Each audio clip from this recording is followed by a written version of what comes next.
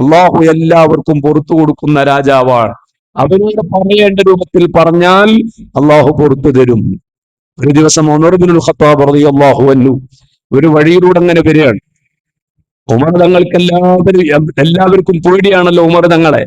ഉമർ തങ്ങൾ ജാഹിലിയ്യ കാലഘട്ടത്തിലായിരുന്ന സമയത്തും ഇസ്ലാമിലേക്ക് വന്നതിന് ശേഷമൊക്കെ ഗാംഭീര്യതയുള്ള ആളായിരുന്നു ബഹുമാനപ്പെട്ട ഉമർ ബിൻ ഖത്താബ് തങ്ങൾ.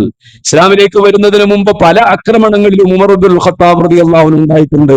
ചരിത്രങ്ങളിൽ നമുക്ക് കാണാൻ കഴിയും. ഇസ്ലാമിലേക്ക് വന്ന ശേഷം മഹാനായ ഉമർ ബിൻ ഖത്താബ് റളിയല്ലാഹു അൻഹു എല്ലാവർക്കും ഉമർ തങ്ങളുടെ പേര് കേൾക്കുമ്പോഴേക്ക് പേടിയാണ്. ഭരണം നടത്തുന്ന കാലത്ത് ഇങ്ങനെ പോകുമ്പോ അപ്പുറത്തുനിന്ന് ഒരാൾ ഇങ്ങനെ ഇങ്ങോട്ട് വരുന്നുണ്ട്. അദ്ദേഹത്തിന്റെ കയ്യിൽ നല്ല ഒരു മദ്യത്തിന്റെ കുപ്പിയുണ്ട്. നല്ല മദ്യത്തിന്റെ കുപ്പിയല്ല, ഒരു മദ്യക്കുപ്പി. നല്ല മദ്യത്തിന്റെ കുപ്പിയാണ്. മദ്യം നല്ലതെന്ന് നൽകി പറഞ്ഞതല്ല.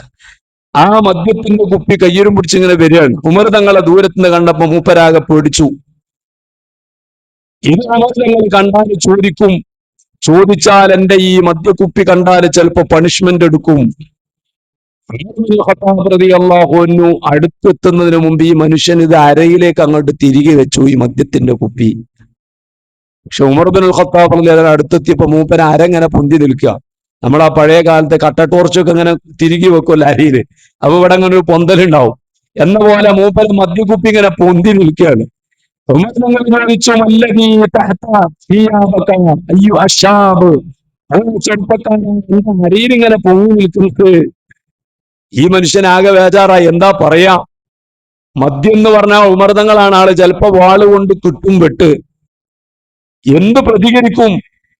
ആ മനുഷ്യൻ അവിടെ വെച്ച് ആത്മാർത്ഥമായ ഒരൊറ്റ പ്രതിജ്ഞയാണ്, പുറത്തേക്ക് കേൾക്കുന്നില്ല, മാനസികമായി ഞാൻ ഈ ഒരിക്കലും മദ്യപിക്കൂല എന്നവിടെ വെച്ച് മാനസികമായി പ്രതിജ്ഞ എടുത്തിട്ട് ഉമർ തങ്ങളോട് പറയാണ്, അതൊരു സുർക്ക കുപ്പിയാണ്, സുർക്കാണ് എന്ന് പറഞ്ഞു ഉമർ ബിൻ ഖത്താബ് റളിയല്ലാഹു അൻഹുവിനോട്.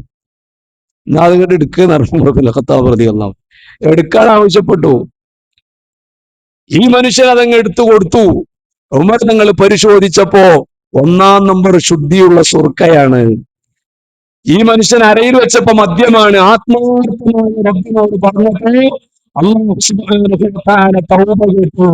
ഈ മനുഷ്യൻ അതോടുകൂടെ നിർത്തി അദ്ദേഹത്തിന്റെ എല്ലാ തെറ്റും കുറ്റങ്ങളും ഉമർ തങ്ങളുടെ മുന്നിൽ വെച്ച് പേടിച്ച് റബ്ബിനോട് ആത്മാർത്ഥമായി പറഞ്ഞപ്പോ അല്ലാഹു സുബ്ഹാനഹു വ തആല തൗബ സ്വീകരിച്ചു.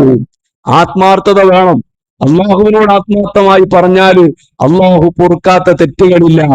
അതുകൊണ്ട് റബ്ബിനോട് ആത്മാർത്ഥമായി പറയേണ്ട നല്ല ദിവസങ്ങളാണ് നമ്മുടെ മുന്നിലേക്ക് കടന്നു വരുന്നത്.